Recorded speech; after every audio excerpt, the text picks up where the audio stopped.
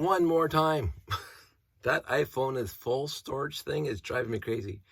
So on my other phones, the real phones, not these stupid little toy phones, when I used to have a real phone called a BlackBerry, I had better management of the actual phone. And what happens here is that as you use apps, the space of the actual app on the phone gets bigger.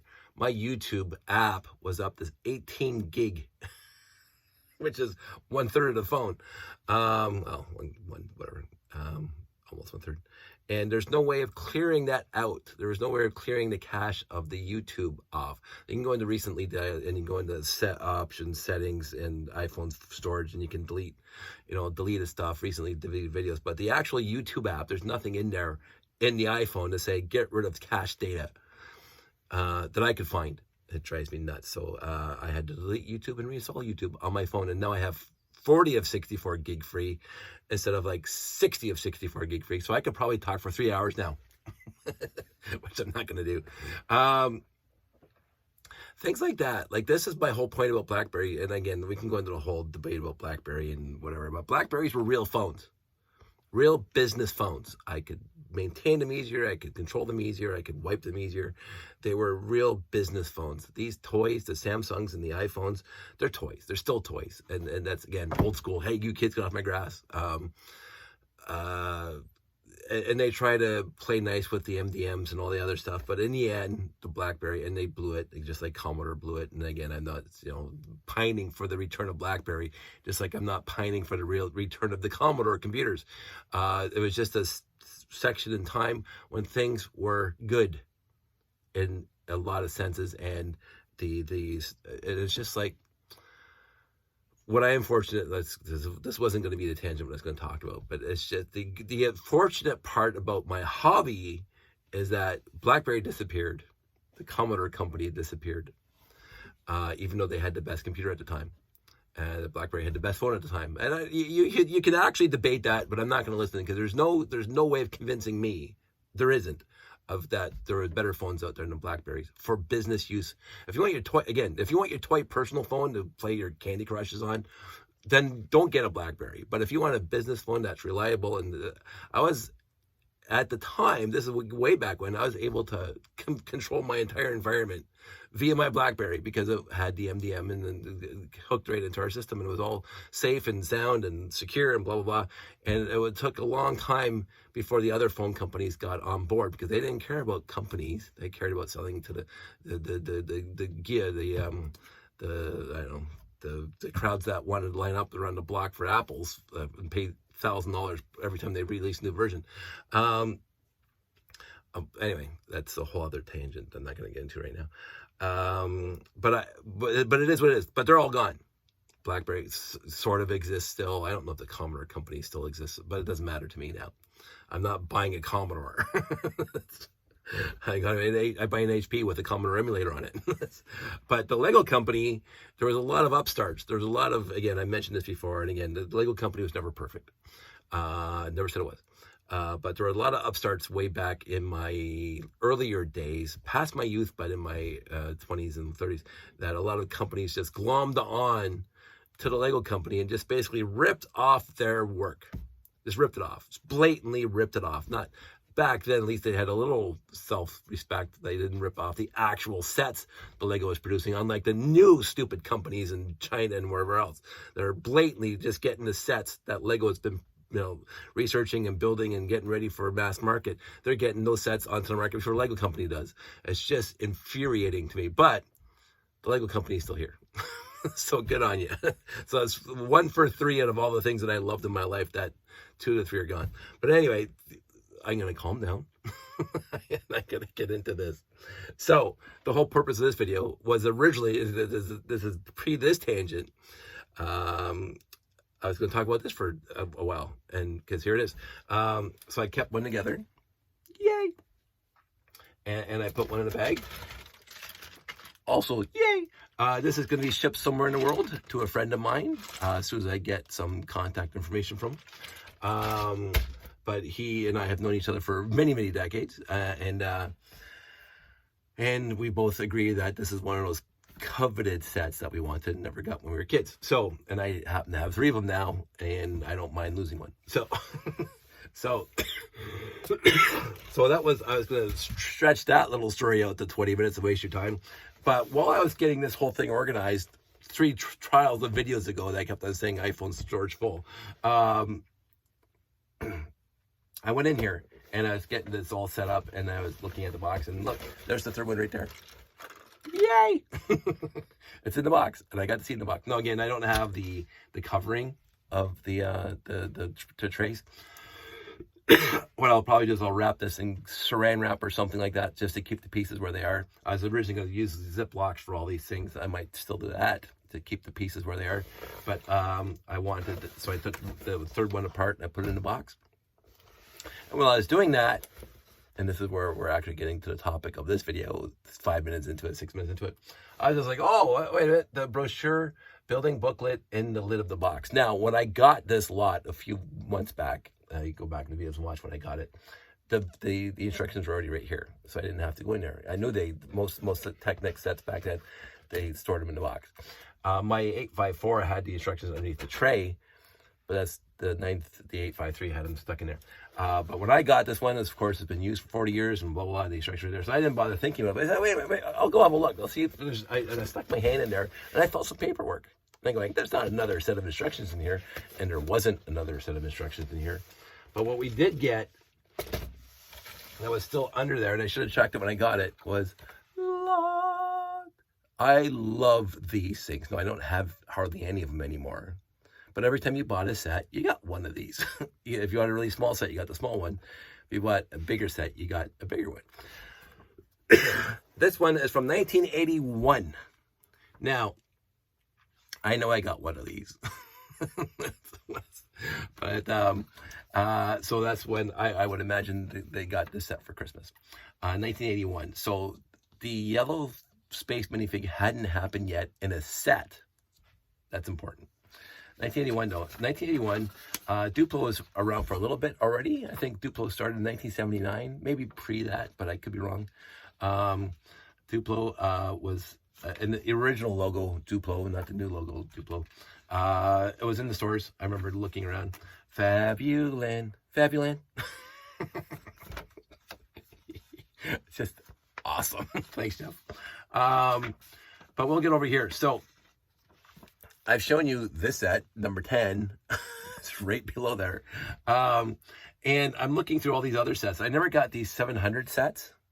New. I didn't get them for my birthdays or Christmases. I got the basic sets up until the go-kart.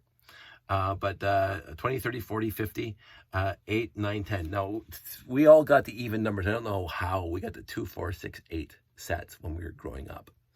And so 8 we actually had when we were kids. But I was looking through here, and we must have had set number 40 as well. Set number 40, because you'll see there's this little car right there. I remember building that car from the picture in the box. I remember vividly building that 6-wide car. I think it was 6-wide. And the maxi figs building him in that car. So it might have been another set that had basically the same car in it. Might have been a 2, 4, 6, or 8. But I remember building that car, and so I thought maybe I had that set as well. Never had the 700 sets. Did have that one, though. That's one of my first motorized ones. My parents thought, like, but then we get to the important page. Lord, the angel sang. This is when Lego got real. Forget the 11 years before when I was playing with Lego. This picture right here. This picture right there. And I might actually send this to Greg Highland, because I think this is the picture. This is the brochure that he used as because he did that picture at one of our hobby shows before I started doing classic space layouts. This is the picture that he recreated on the table. And I said, we can do classic space layouts. That was my exact, we can do classic space layouts at all our Lego shows where we're displaying every single thing about Lego. We're Technic and great ball contraptions and robot wars that we've been doing at the time. And some people are building these nice art. Janie was bringing these beautiful things. Buddy Jason was bringing the 2001 Odyssey, and then the next time they bring in the Leonov and the Odyssey together, and everybody's bringing fantastically beautiful stuff. And at no point in that entire thing, up until that picture showed up with Greg Hyland recreating that picture with real sets on the table, I'm going, we could actually do classic space layouts. So it was this picture and Mr. Hyland that led to that. Straight up, that without it never even dawned on me, and I don't know why it did. Like, I'm a classic space fan since I got the 918. They gave massive classic space fan. That's what I told you. That's what I bought in stores through my teens and 20s and 30s and 40s. Collecting in garage sales, I was always more excited to get classic space than anything else. I was complete up until Space Police 2. Like, this is what I wanted to do, and I had tons of it in my house. Literally tons of, and you'll see that at some point, literally tons of classic space in my house. Had a whole layout on the ping pong table when I lived with my buddies. Had an entire bedroom dedicated to my Lego, but what was on display was classic space and my robots, but classic space. And I just never even occurred to me at all that I could bring a classic space layout to a show for display until Greg Hyland showed up with that. And I think he had this brochure on the table here, and he had the display behind it. And I think this brochure walked away through that show over the weekend. Somebody thought it was like paperwork and they could just take it, right? They thought it was like a business card or something like that. And I think I might be misrecollecting that one, but I'm not misrecollecting Greg's beautiful layout. But he had the command center, and he had the Alpha 1 rocket base, and he had all these sets all set up exactly the way it is here. And it was wonderful. And it was completely inspiring. As I say, I'm inspired by so many people. This one, as soon as I opened up this book and I saw that picture, that said, boom, right back to 2000, whatever, when we did the hobby show, and Greg showed up for it. It was great. It was honestly great. Let's go through here. So, we got this little thing that I think Jeffy had a whole bunch of those in one of our layouts before. We have this guy. It's okay. The X1, the Chuck Yeager machine. Huge rocket thrusters right next to the guy. Down here we have that little scooter that is basically ubiquitous. It's a cute little set. Nice to have. It uses one of the very few classic space sets that actually uses those round thrusters that were the original pontoons on those helicopters, and pontoons back on the no arms, no moving arms, no moving legs on the Coast Guard patrol stuff. The lab, fantastic set, absolutely fantastic set. I got a whole bunch of those. This is one of the 4 I got for Christmas a year later, because the 1982 hadn't happened yet. The all-terrain vehicle, which is not all-terrain, but it still shows up in my layout every show, did not get that. The Starfleet Voyager, which I did not want. This is the year it was released, if I remember correctly, 1981. Didn't want it. Hated the box. Didn't want it at all until I built it. And I said, well, there's the 918, the Angels thing again. And then we get over here, you got the rocket launcher, which I just built another one the other day. And then the 924, and then the Alpha 1 rocket base. And then this is another set that I got. It's one of my favorites. There's 5 of them in the layout. Fantastic. And then the crater plates. And then up here we have the little digger that sometimes shows up in the layout. And then we got the Beta 1, which really replaced very quickly the command center. I guess the command center is not even on this page. So the command center is here in the picture, but the Beta 1 is here for sale. I'm not sure if the command center was not released or for sale in 1981. I can't guarantee that. But the 928, the Galaxy Explorer, is still for sale. This is one of my favorite pages, and I think it was the year after, 1980 or 1981, when he saw those other things that were in there, and the yellow minifig showed up in 1982. Town was really, really kicking in high speed with all the vehicles, where people could actually sit in the vehicles now, because the first year, the vehicles were just the 4 wide with no way of getting a person inside.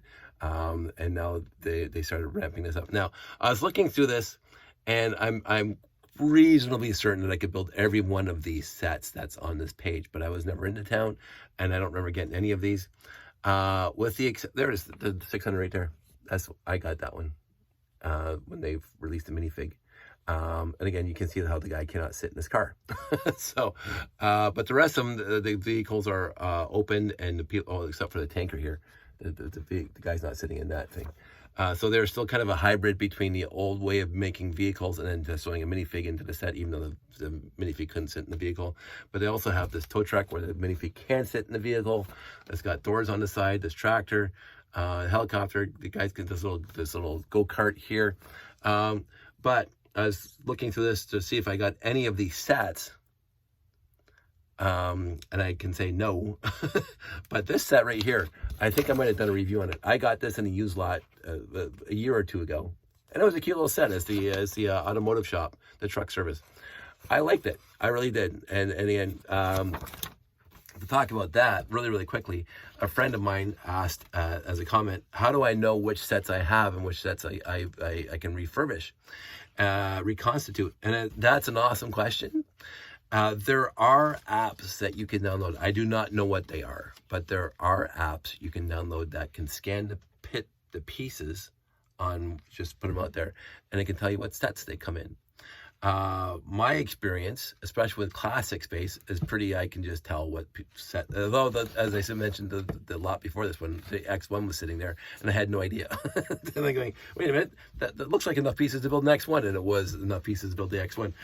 So even I get stymied sometimes, absolutely get stumped sometimes. But overall, I look at the pieces, because classic space is pretty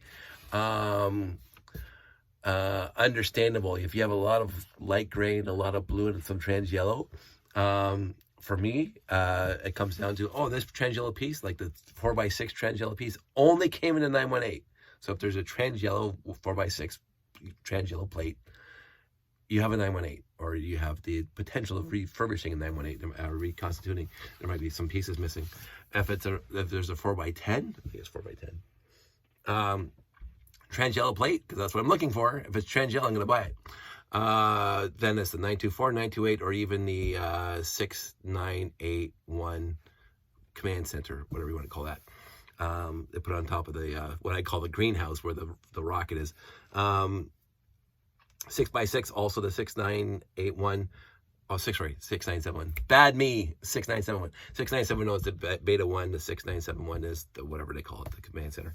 6971 had a 4x10 trans yellow in it. It had two 6x6 trans yellow in it. And so as you see 6x6 trans yellow, it's going to be the 6971. And then it gets more, there are specific sets that have specific pieces. There are some sets that have rare pieces, not exclusive, but rare pieces. And then you got the ubiquitous pieces. The 4x8 wing plate came in a bunch of sets. The 4x4 wing plate came in a bunch of sets. The gray wheel well came in a bunch of sets.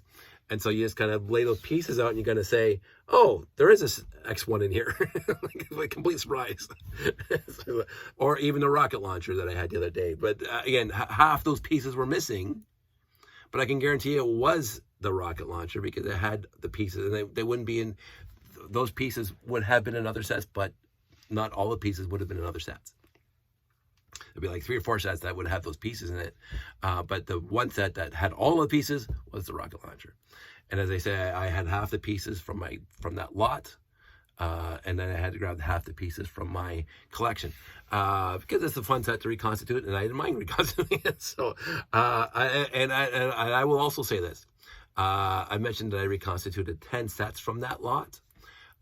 There was a huge potential to do a bunch of town sets.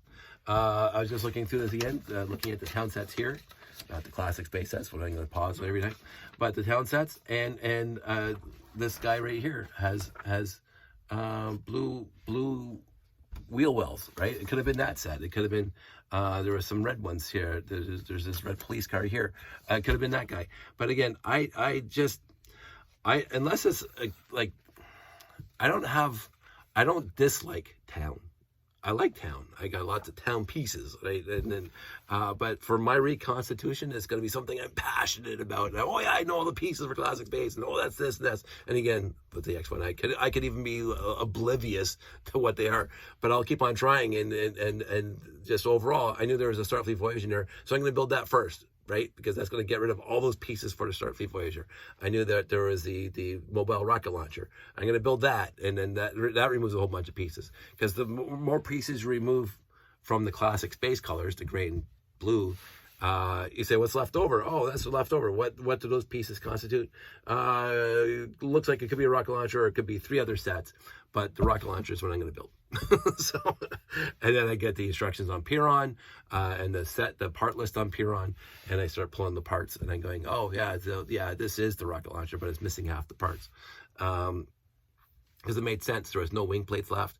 The one that did catch me off guard on that the 10 set reconstitution was the 8844. I wasn't even considering the 8844 because all the Technics sets that were in the lot, I thought had the instructions, because I got the forklift, which I didn't bother reconstituting at all, and the backhoe, which I did, or the excavator, which I did reconstitute, and of course the 854, which I'm gonna reconstitute. without a shadow of a lie. If I'm going to come across a lot that has the 854 in it, I'm going to build the 854. It's just a given. It's just like if I come across a 918, I'm going to reconstitute the 918. No matter how many pieces are missing, I'm going to reconstitute it, and I'm going to take the rest from my collection. I think I actually have a few, I'm talking fast again, I think I have a few 918s out there in the garage, in the bins, that are missing one of the 918 printed pieces. That I got in one lot. There's only one printed piece, and then I build it and I throw it in the bin, and then I get a lot next year. It's missing, so I can combine them and have one full completed one, or I could just go on Bricklink and order a bunch of 918 bricks. Your mileage may vary, but those are the easy ones. At the 918, 924, 928, you see those bricks. That's what's in the lot, and overall. Out of all the ones I've reconstituted, the 918 shows up the most, which is kind of odd. The 928 I usually get in, as I said, the 12 from eBay. I was very fortunate last year, I think it was last year or the year before, that I got 4 or 5 lots that came with a 928, but that's a big rarity. The last bunch of lots that I've mentioned this, either the Galaxy Commander, which is fantastic, because again, when I was putting I showed you that I had 4 in my bin and 5 with what I reconstituted. I got all those sets in that bin over there now. Going to the garage is full now of just classic space, and there's 5 Galaxy Commanders in there. And one bin, and that's not even the ones that are already in the garage. But that's fun. But the 918 will show up in a lot of lots. Around here in Canada, because they weren't offered in a lot of places in the world, which is, I think, a bit odd. But it was a cheaper set, and people bought them. So I love this. Oh, yeah, and we should finish the book now and talk about this, because it still gets good at the end. So we talked about town a little bit, and the rogue base plates showed up, by the way, which was awesome. I am less enthusiastic about the rogue base plates now, because the mills is really impressing me. The mill set up for people making their own road base plates. So I do have a plethora of road base plates here from all the various eras of road base plates, and I'm thinking I might sell them just to make some quick cash, just because I'll never use them, and they're sitting there. And I as I mentioned before, I don't like the fact that things are sitting here and not moving, and I'm never going to use them. So, but I just have to debate which ones I'm not going to use. But anyway, we get to the second last page, and there's Yellow Castle still in 1981. Yellow Castle, yay! Yellow Castle. But they had released this little tent, where we go for the jousting competition, and the horses are still brick built in 1981. They didn't have the horse mold yet. And so you got the castle, and you got the minifig pack, and you got this little, what do you call it? Knight's Tournament. I think Jeffy's got that in his display. Don't quote me on that, but I believe he does. I forgot about this stuff, because again, I know I have 2 or 3 Yellow Castles, but again, I never collected Yellow Castles. They just kind of show up in my lots that I get. I mentioned even last year, I got 2 Yellow Castles in one lot. Homemaker stuff. Oh my goodness, Homemaker. I never bought one set, but again, I have lots of it. But I like the Homemaker idea. It shouldn't be just for girls, but then we get into the trains. Dun, dun, dun. Love the trains and the motor for the trains. they have the same motor pack that they showed before. I had a friend that had a dad that took business trips over to Holland and Denmark all the time, and every time he returned home, he would bring boxes of just the train track, the straights and the curves and the switches, the blue and the blue with the white. So the 70s and early 80s. I think the train track is still, this is the white, the gray and dark gray. But they had a extensive, there it is, extensive layout in their living room sometimes. And I go there and it'd just be wonder to watch the train go around. And even my buddy Pete, when he gave me his train set, the 722, I don't think it was this one. This is 7710. Yeah, it's not this one. But trains was great back in the day, in the 70s and 80s. It still is great now, but it was fun back in the day. And then the last page, obviously last, but by no means least. Oh, wait, maybe I should get my hands on one of those. And there's the other one right there. Thank you very much. The motorcycle, I mean, I reconstituted all these things. And the forklift and the helicopter or whatever. This is the set. This is a set that I got the second year of Technic. My parents bought me this accessory pack. I remember getting it because I had yellow beams instead of blue beams again. And I also got that one because I think that's one came with the chain links. Is that one with the chain links? I think that's the one with the chain links. Okay, that's not the one with the chain links. But it's the one with the motor, the 4.5 volt motor. I'm quite sure I got this one. I know there was an accessory pack with the 3C size tube battery box and that gray motor.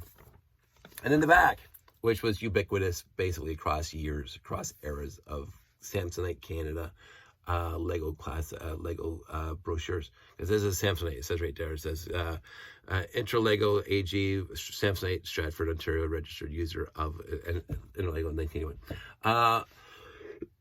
I never bought any of these accessory packs. Over the years, there was some really good ones. I think a year later, they had the classic space logos and printed bricks you could have bought. I really wanted that one, but I never got around to it. I didn't need any 10 by 20 base plates. Are you kidding me? There's already had a million. Roof pieces. We kept on getting the 2, 4, 6, 8 and all those basic sets that came with roof pieces. So we didn't have to buy a lot. And right now, I can't even, it's disgusting how many roof pieces I have in red and blue and yellow and black. Tire kits, not a chance. A million tires. And the tires seem to last longer than everything else. I got too many tires. And the suitcase. This is what I did covet. I wanted that suitcase. I really did. The Samsonite suitcase. Never got it. I really wanted it. I was in the back of every brochure in the 70s and the early 80s. I really wanted that suitcase. Sylvie.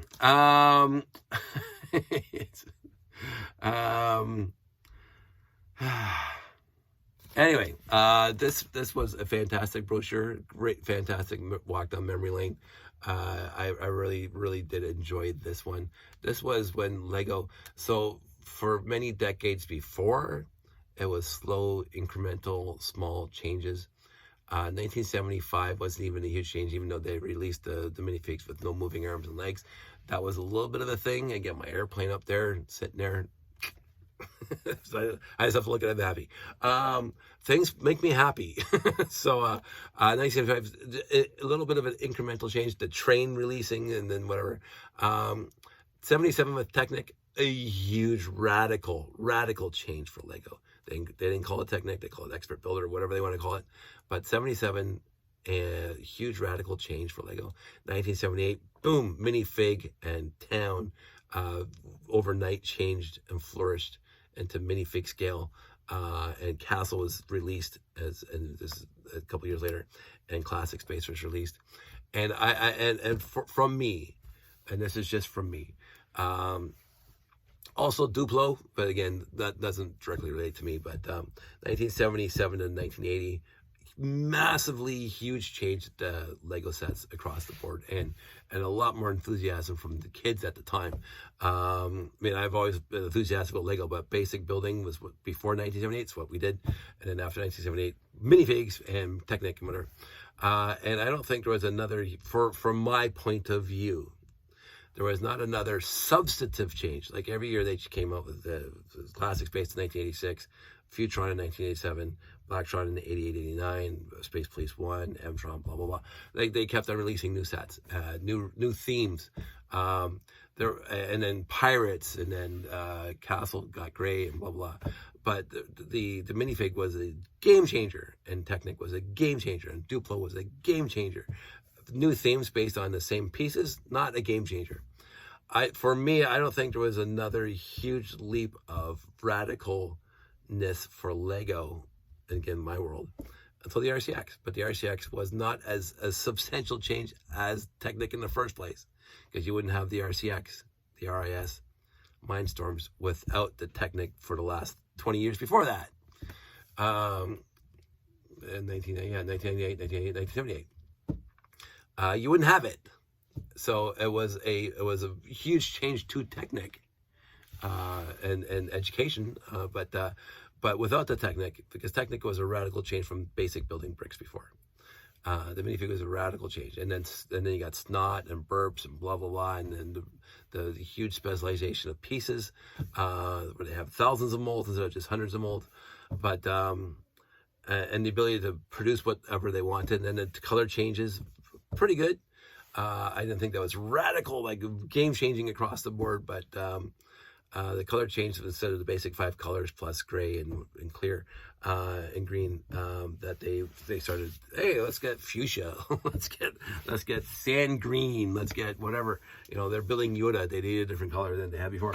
Love all that stuff. Love the changes, but I'm just looking at the radical changes across the entire genre of Lego. And to me, this is the crux. This is the turning point.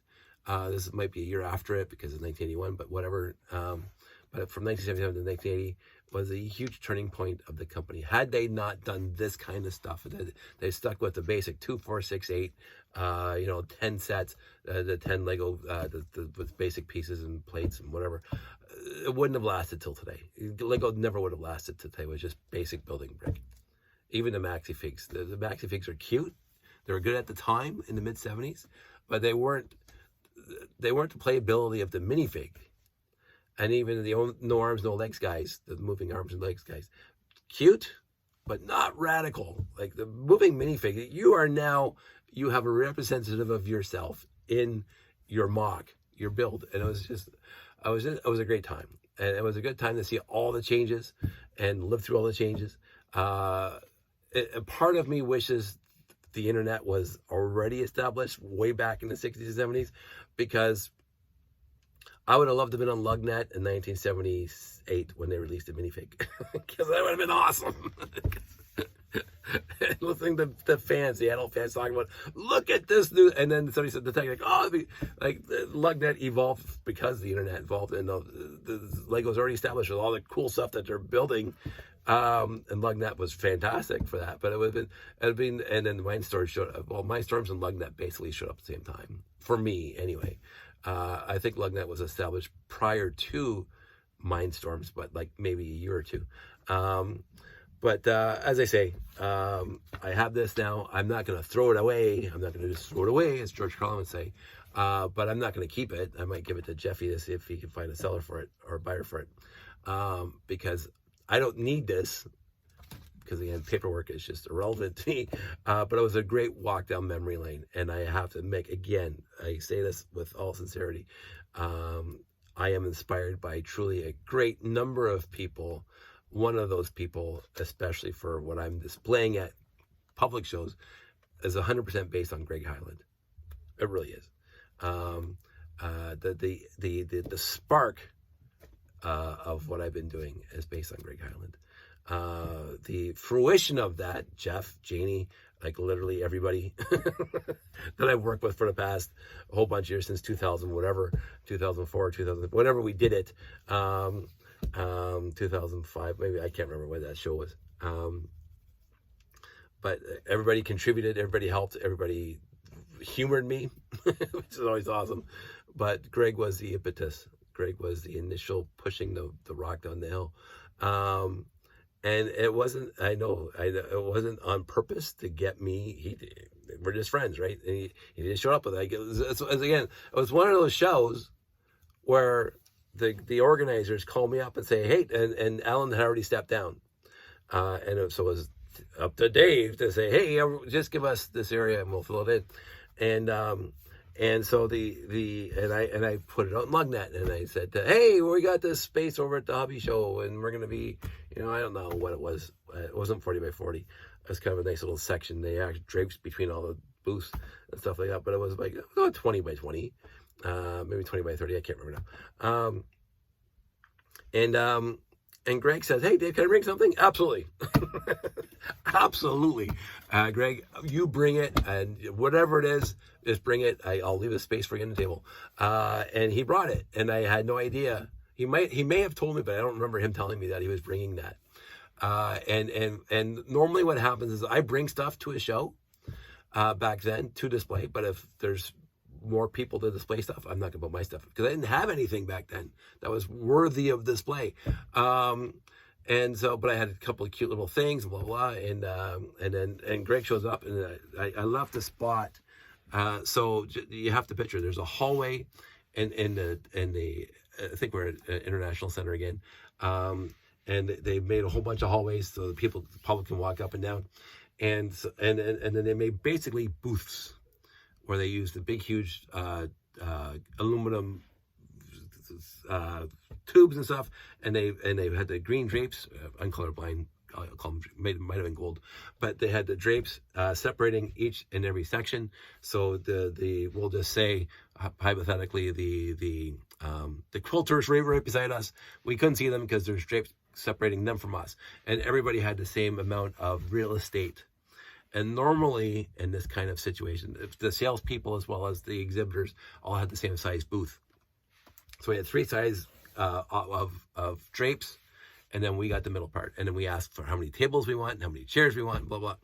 And so in that fashion, what we normally did was that we made a ring of tables inside our booth area. And we had the tables right at the edge of the hallway. So when people are walking by, so we put stuff there, and then down this way, so people can come into the booth, walk around the booth, almost like the box machine, the box company, and the Simpsons, where you just follow the white line. Simpsons reference, deep cut. But ours was better, and so people could just walk by and see what's on the front couple tables, or people could actually come in and be wooed by what we're displaying, and they can walk all the way around and walk back out the other side. And then we sit in the middle. So there's probably a table here like this, and there's like 5 or 7 feet, because we're pretty crammed in there. And there's another table. We made a nice rectangle of tables, and we sat in the middle. And there's Janie, and there's Derek, and there's me, and there's Greg, and there's a whole bunch of us. And because Greg, it's like everything else in my life. Greg is a friend before he's a world famous cartoonist. To me, he's a friend. I don't consider Greg first as a cartoonist. For me, first he's my friend, and then he's a cartoonist. But I know of him as in the cartoonist world, and I know of him that people, are impressed with his stuff. And so I did say this spot here on one of the tables that's facing the hallway is for Greg, straight up for Greg. And so we left it there for Greg. And he showed up and he started putting it down. And he pulls out a Galaxy Explorer, and I'm like, oh my goodness! And I'm sitting there talking with Janie and there, talking and helping people set up. I think the Discovery and the Leonov. So the year before, Jason brought the Discovery by itself, which is one of my favorite walks of all time. And then this show, when Greg showed up, I think Jason had the Discovery and Leonov, and it was kind of down this side. You can still see it from the hallway, but the Discovery is so long that it basically took up the length of the table, and then Leonov was right beside it. And so we had a table back in from the hallway. And so we're all sitting in the middle, we're all jibber-jabbering, blah, blah, blah. Isn't this a great hobby? Blah, blah, blah. You're wonderful, blah, blah, blah. That's a beautiful mock. Whatever, we're just shooting the breeze. It's what we do. Like, you can go back and watch some of the videos where I'm videotaping my layout, the square or whatever, and you'll see all the friends are sitting in the middle, and we're jibber-jabbering. We're just talking the entire weekend, which is the best part of these shows. Interacting with the public, also awesome, but just I don't get to see him all the time. Anyway, so I left this spot open for Greg, and he shows up with the box and he puts it down. Hey, Greg, yeah, this is for you. And I go back to talking to Janie, blah, blah, blah. If you need help, this is what I always say. If you need any help, let me know. Oh, no, I got it, Dave. Perfect. So he starts, putting stuff out, and I'm not paying too much attention. And then he lifts out a Galaxy floor, and I go, what? What? I had, again, I'm going to keep on mentioning this, I had no idea that we could do this. And I don't even know it didn't dawn on me before, because, and I'm saying, so this is where this tangent's going to show up. We did have an unwritten-ish, kind of written-ish, sort of written-ish, but not really written-ish, rule that you just can't bring sets to show. Like, if you have something like all the supercars, like these 853 and this 8860 or all those ones going up to the 8448, which I did have, but I brought them if we needed to fill in space, but they were in a box.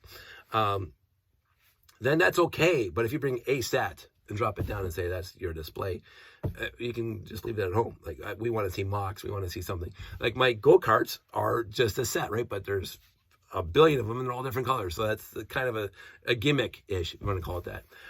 But a lot of people, some people, I won't say a lot of people, very, very few people, I'm going to put a clear qualifier on this.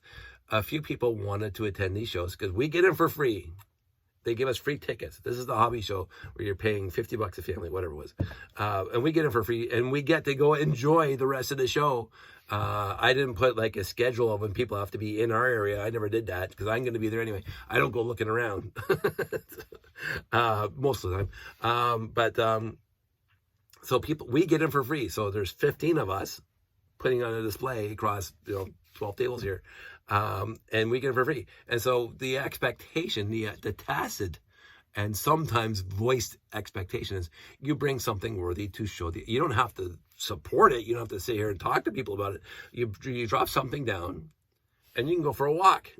Like, you don't have to be in our little booth area. You can go see what the quilters are doing. You can go see what the mechanical guys are doing. You can go in the back where they had the pool. They built the pool on the weekend, 3 feet deep, and they were doing RC boats and RC submarines, which I did go back there to see because, hey, Dave, go check out the submarine. Oh, my friends know I like submarines. I go back there, oh, this is awesome. And even the RC planes, the battery operated RC planes. And it's still the RC doom buggies or whatever, the rally cars. Fantastic. Like, there's so many things to see at the hobby show, and there was a lot of vendors at the hobby show. They usually put us across the hall from the mechanical guys. So we're in this booth over here, right across the hall, the mechanical guys over there. Fantastic. We love talking to them. We've talked to them a lot of times because we across multiple shows, we got to be with them. And so, but the expectation is that if you want to attend for free over the 3 days, then you should bring something worthy to be seen by the public. It doesn't have to be huge. It doesn't have to be 5 foot by 7.5 feet, or in one of our cases, 12 feet by 12 feet, or in one of our cases, 7.5 feet by 18 feet. You don't have to do that. Nobody else has to do that. What you can do is you can bring a little tiny mock. Built a bear, built a village, built a little micro city. Those showed up in our layouts, displays. Not even a 32 by 32 base plate. Just, oh, look, I made Pokemon, whatever. Not 8 by 8 base plate. Perfect. It's on display. If you want to stay and talk about it with the public or go for a walk, I'm going to be here manning the fort and talking to my friends and geeking out Lego for a weekend. And so we did have to make a point to some people, very, very, very few people, 1 or 2 over the entire time we were doing shows like this. The toy train and doll shows, the Christmas shows, the spring train shows, the hobby shows, that if you're going to bring something, it has to be something worth viewing by the public. And it doesn't matter how small it is or how big it is. If it's big, you got to let me know because I have to fit it in. What I like now, especially, and we talked about this before, is me showing off the space layout for the last decade now, is that it's a cornerstone, quote unquote cornerstone of the Toro Lug display when it's there, They leave me the space right during the corner for broad view, because people can see it from across the room, and there's Lego over there, right? And they go running over to it. And right now it's also Mike's Winter Village is at the other corner. So the two corners, and then we fill all the between that around the perimeter of our display, smaller, bigger, whatever else is left over. But to have a cornerstone display that grabs people's attention is fantastic. Back then at the hobby shows, we had a guy named Tilt, fantastic guy, and he brought these mega constructions of amusement park rides, like a merry-go-round and the loop-de-loops and the twisters, and they were bigger than maxi fig scale, and they were motorized, and they would move around, and there'd be a 6 feet tall things moving in like a amusement park ride, a carny ride it would, and the things that go round and round and round. Fantastic builds, and people were all mesmerized because moving definitely. If you have your mock and something's moving in it, boom, it's already 100 times better than anything that's static. And lighting, two things. You can have the crappiest mock in the planet, but if it moves, it's got lights in it, blinky lights in it, boom, people are, they could be like 5 bricks on top of one another. As long as it's moving, as long as it's blinking lights, they're going to be more interested in that than some static mock beside it, no matter how well it's built. It's a scale, but you add movement, you're already 100 yards ahead of the static display. That is one of the things that people are mesmerized, and I don't keep on talking about my layout. One of the things that you notice is that when people stop and look for a long time, is at mocks that have movement in it. Things that say like, oh, that's cute, and they keep on walking. You put movement in it, they stop, and they actually have a look. The other thing is, and this is where I'm not yet, but Jeff's been really, really good at this for a very long time, is the Easter eggs and the Easter egg hunts. The little pieces of paper that says, hey, there's this little princess, can you find her in the layout? There's like whatever, there's 5, in this little castle says there's 5 of these guys, they're lost, can you help find them, whatever. And he's fantastically wonderful at that. I've been talking about doing that for ages. I just never get to it because Jeff is so much better at it than I am. Jeff is setting the benchmark for me so high, and I keep on meaning to do it. But as I say now, as I'm older, my favorite part is doing shows. I'm gonna take another drink. And liaising with the public, and that started back in the hobby shows. That's even going back to the RTL Toronto robot days, but that was a lot different because those were our shows, and not a lot of people of attendance. We did publish it, we did publicize it, but 30, 40, 50 people come during our competition, and they loved it. You've seen some of the pictures. If you go back on my Flickr channel of some of our competitions, the room's pretty packed by people, but it was kind of like a ad hoc thing and whatever. But you go to the hobby show, Toy Train and Doll show, it's just a constant stream of people coming through. Anime North to this day is my favorite non-Lego convention show. With 30,000 people a day, and I have no voice but again, and I'm as impressed with what I'm seeing walking past the cosplay versus what they're seeing, what we're displaying. So it's a kind of a give, and I love that one because I've had wonderful conversations about the nature of hobbies like this, where you want to put on a display, and they want to dress up as whoever and whatever obscure anime thing, and I wouldn't know about, but I can tell the effort immediately, and the love and the passion. And my favorite conversations are talking to those kind of people. I don't care what your hobby is. I mentioned this before. I mentioned this a million times. One of my most joyful experiences is experiencing other people's joy of their hobby or their interest. I could sit and list them. I've talked about this many times. I have no appreciation for myself to collect stamps. You could not pay me to collect stamps. Even back in the day when stamps were actually relevant, you could not pay me to collect stamps. There is nothing on earth that say, that this sounds like a good time for me. No, absolutely not. But I could sit there and, honest to goodness, listen to my uncle. And one of the so many reasons why I'm sad that he's no longer with us, but he had a wonderful life. That when he talks, his eyes would light up, and he was very dynamic and he's always dynamic and whatever, but he was even more so. And him talking about stamps and all the trading and the wheeling and the dealing, and I'm sending this guy over in Syria this stamp, and he's going to send me this one that's going to complete this page here, and he's got like all these things lined up. I had to get this from that guy, and it's almost like I'm going to have 1x1 plate and get a 8880 at the end of it, so, or whatever he did. Like people who start with a paperclip and they get a house by swapping and wheeling and dealing. But that's what my uncle's was. He said, "Oh, I need that stamp, but he needs that stamp," and he had people all over the world that he was like correspond sometimes by phone, but most of it was by mail to get the stamp. That's great. And then he would do that, and you talk to him on Christmas in 1984 about whatever, and he says, "Oh, I got this whole thing lined up," and then he goes through the whole thing, the whole enchilada, as they say, and this guy that has to happen, and that has to happen, and blah blah, and he go to the next Christmas, which back then is the only time I saw him because we all move on. How'd that go? And he goes, "Oh, it was great." And then Joe did this, and then blah blah, and I got this, and blah blah, and my cousin wrecked in this truck. It's been a long time. I was a teenager when I was hanging around and doing that, but I love his enthusiasm for that, is fixing up his vehicle, go car shows. I mentioned this before. I have no want or need myself, no desire of myself to go to a car show. It's not anything I'd be remotely interested in for myself.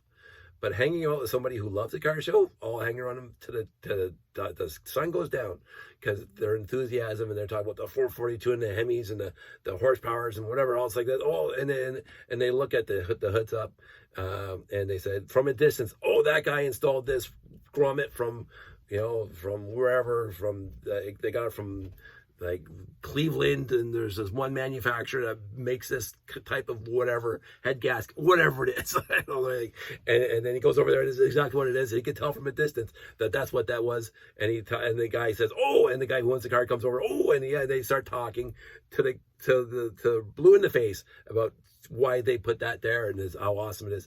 I love that. I love people's enthusiasm.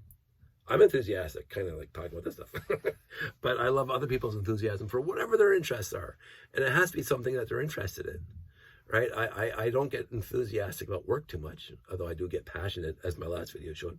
I do get passionate about work every once in a while when I, feel a sense of injustice and whatever. But that's my whole life, overinflated sense of justice. But I love other people's enthusiasm, and I really love hanging around people who are enthusiastic about something. And I wouldn't have a clue some of this stuff, but the effort and the resources and the passion that goes into it, I'm right there to listen to it. And so that affected me when Greg showed up. His passion, he loved classic space, and I did too. But I didn't even think I was closeted, because I didn't even think that it was something that had to come out in the open until he did that. And so it was like, and then for the rest of the weekend, I'm just gawking over his little display, even though it was like just the basic sets that you got in 1978, 1979, 1980 on display, exactly as the picture in the book. And I'm going, huh. and then I'm enthusiastic. And then, so when we geek out, it's because like all our friends are also Lego people, and they have their own interests in Lego, and I'll sit there and I'll listen to them talk about it. And I can relate, because I know Lego a little bit, but I don't know what they know, and so let's just geek out for a weekend. And I almost got back into that at the Kids Fest this year, because there was a lot of people knew that I've known for a few years now, because they're from Turolog, but I never get a chance to talk to them, because we're at a show for 3 days, and those kind of shows don't happen anymore. The one down point for that kind of thing, but the good point for the actual show, it was way too busy to sit down and just shoot the breeze with somebody about Lego, or whatever else they're interested in. But it was better than other shows, which are like a 6-hour show where you're sitting up, you talk to the public, you take down, and you go home, where you don't get to have the relationship building. 3-day shows, fantastic. I'll do a 3-day show anytime I can. That's one of the best parts about Anime North, is that sometimes there's a lull and you sit there talking amongst yourselves. Favorite thing to do. Anyway, that was another long video. Didn't want it to be a long video. Became a long video. My apologies that it is a long video again. I'm filling out my YouTube. But yeah, cool book to have. This is going to go back up there. This is going to get saran wrap on it. And this one's going to go into the shipping department when I get a chance to figure out where it's going to go. So that's it. That's all. I have other stuff to talk about because I'm cleaning up under my desk first and I'm going to work that way. So there's stuff in here that's been sitting here for a very, very long time.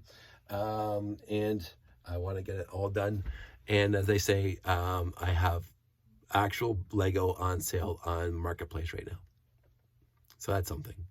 It's a tiny step. We'll see what happens. That's it. You guys all stay safe, take care, and I will talk to you soon.